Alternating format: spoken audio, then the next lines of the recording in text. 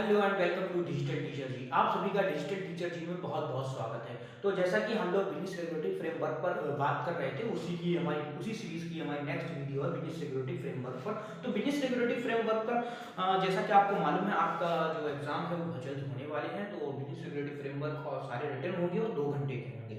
ये बता दूं, कानपुर यूनिवर्सिटी के स्टूडेंट्स हैं, उस बात को ध्यान दें कि उनका जो एग्जाम होगा वो 2 घंटे का होगा। रिटन एग्जाम होगा, ये भी ध्यान रखना। 3 घंटे का नहीं होगा, 2 घंटे का होगा और रिटन एग्जाम होगा। तो हम चलते हैं बिजनेस सिक्योरिटी फ्रेमवर्क पर। इससे पहले आपको मैंने बताया था प्रस्तावक और प्रस्ताव क्या होता है, स्वीकृता क्या होता है। आज हम बताएंगे कि स्वीकृति संबंधी वैधानिक नियम क्या है और प्रस्ताव का खंडन किस प्रकार होता है।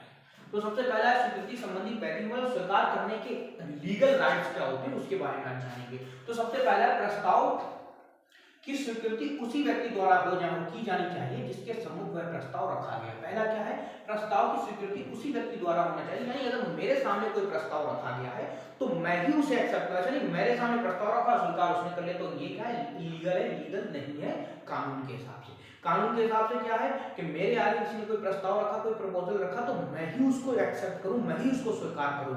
तो क्या है, स्वीकृति उसी प्रस्ताव जिस व्यक्ति के सम्मुख रखा जाता है उसी के द्वारा ही क्या करना चाहिए, स्वीकार करना चाहिए। स्वीकृता प्रस्ताव की स्वीकृति उसी व्यक्ति द्वारा होना चाहिए। किस व्यक्ति द्वारा, जिस व्यक्ति के सामने रखा गया उसी के द्वारा होनी चाहिए जिसके सम्मुख वह प्रस्ताव रखा गया। दूसरा क्या है हमारा है स्वीकृति पूर्ण तथा शर्त रहित होना चाहिए। मतलब ऐसा नहीं कि स्वीकार करने की कोई शर्त होना चाहिए, कैसे पूर्ण होना चाहिए। और स्वीकृति पूरी तरह से होनी चाहिए, हाँ ठीक है ले लेंगे, ऐसा नहीं होना चाहिए। पूरी तरह से होना चाहिए, पूरी तरह से स्वीकृति क्या होनी चाहिए, पूरी तरह से पूर्ण होना चाहिए, पूर्ण स्वीकृति होना चाहिए, उसकी पूर्ण रजामंदी, पूरी रजामंदी उसकी होना चाहिए तथा शर्त रहित होना चाहिए। इस बात को ध्यान में रखना पड़ेगा। अगला क्या हमारा, स्वीकृति प्रस्तावक द्वारा निश्चित किए गए हुए ढंग पर होना चाहिए। मतलब जिसने प्रपोजल हमारे सामने रखा है, जिसने हमारे सामने कोई प्रपोजल रखा है, तो उसने जो ढंग निश्चित करा, उसने जो ढंग बनाया है, उसका जो प्रस्ताव को स्वीकार करवाने का जो उसका तरीका, उस तरीके से ही स्वीकृति होनी चाहिए। अपनी मर्जी नहीं हम तो ऐसे स्वीकार करेंगे, नहीं, जैसा उसका प्रस्ताव है उसी प्रकार से आपको उसको स्वीकार करना पड़ेगा।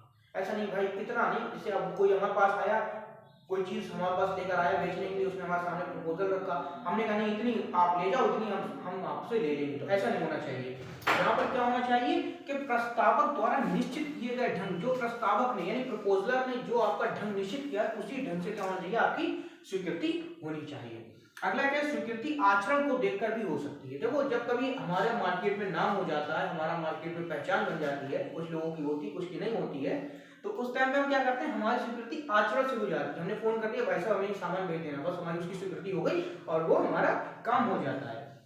अगला क्या, एक बार अस्वीकृत किए गए प्रस्ताव को, ये वाला मैंने पढ़ लिया। अगला, एक बार अस्वीकृत किए गए प्रस्ताव को पुनः प्रस्तुत किए बिना स्वीकार नहीं किया जा सकता। इसको ऐसे समझो, कोई हमारे सामने कोई प्रस्ताव लेकर आया, हमने उसको स्वीकार नहीं करा, लेकिन उसको कुछ देर बाद उसको हम स्वीकार कर लें तो ये इलीगल है। फिर उसको उस प्रस्ताव को, उस व्यक्ति को दोबारा हमारे सामने क्या करना चाहिए, तो क्या करना पड़ेगा, हमारे सामने प्रपोजल रखना पड़ेगा उसी वस्तु का, फिर हम उसे स्वीकार करेंगे। तो एक वस्तु को एक बार अस्वीकृत करने के बाद दोबारा उसको स्वीकार नहीं किया जा सकता। दोबारा स्वीकार करने के लिए हमें क्या करना पड़ेगा, उसको दोबारा से प्रस्तुत करना पड़ेगा।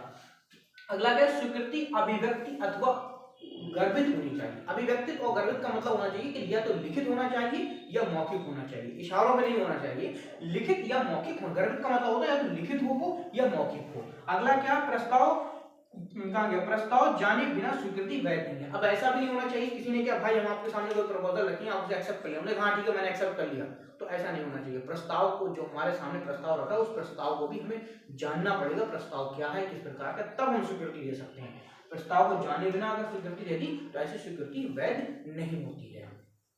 प्रस्ताव की खंडन, मतलब किसी प्रस्ताव को कैसे खंडित किया जा सकता है, कैसे खत्म किया जा सकता है, उसके बारे में किन किन कंडीशनों में हमारा जो प्रस्ताव होता है, हमारा जो प्रपोजल होता है वो खत्म हो जाता है। तो पहला है प्रस्तावक द्वारा खंडन की सूचना देकर। यदि प्रस्तावक चाहे, यानी जिसने प्रपोजल को हमारे सामने रखा था, उसे प्रस्तावक अगर चाहे, प्रपोजल जो जिसने हमारे सामने प्रपोजल रखा था वो चाहे तो एक सूचना देकर, एक लिखित सूचना देकर क्या कर सकता है, प्रस्ताव को खंडित कर सकता है, खत्म कर सकता है। दूसरा, निश्चित अवधि बीत जाने पर। सपोज करो कि प्रस्ताव में लिखा गया था कि जो भी काम होना है वो 30 दिन के अंदर होना है, और 30 दिन के बाद वो 35 दिन होगा, 40 दिन होगा और काम नहीं हुआ, तो दैट मीन क्या हो गया, निश्चित अवधि बीत जाने पर भी प्रस्ताव अपने आप ही खंडित हो जाता है, खत्म हो जाता है। दूसरा, स्वीकृता द्वारा किसी अनिवार्य शर्त को पूरा न करने पर।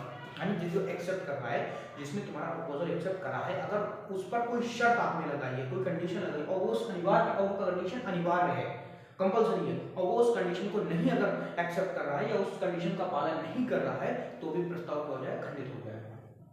प्रस्तावक की मृत्यु हो जाने पर, यानी अगर प्रस्तावक मर जाए या उसके पागलपन होने के पागल हो जाए, तो पागलपन की दशा में या मृत्यु की दशा में प्रस्ताव क्या होता है, वो खंडित हो जाता है। अगला क्या, सामान्य या उचित रीति के अभाव में, यानी कोई सामान्य या उचित रीति जो होना चाहिए, जो परंपरा है, जिस परंपरा से ही प्रस्ताव पारित होता है, अगर वो सामान्य वो उचित रीति को आपने यूज नहीं किया है, तो क्या होगा, आपका प्रस्ताव खंडित हो जाएगा, खत्म हो जाएगा। दूसरा है विषय वस्तु के खो जाने या नष्ट होने पर, यानी जिस वस्तु को बेचने के लिए आप मेरे पास आए थे, जिस वस्तु का प्रपोजल आप मेरे पास लाए थे, वो वस्तु ही अगर खो जाए या नष्ट हो जाए, खत्म हो जाए, तो भी क्या होता है, प्रस्ताव क्या होता है, वो खंडित हो जाता है। तो ये थे आपके प्रस्ताव के वैधानिक नियम, प्रस्ताव के स्वीकृत के वैधानिक नियम, और दूसरा था प्रस्ताव के खंडन। उम्मीद है आपकी दोनों समझ में आओगे, और समझ में आप जल्दी से वीडियो को लाइक, शेयर और चैनल को सब्सक्राइब कर दीजिएगा, और हम मिलते हैं अगली वीडियो में, तब तक के लिए जय हिंद।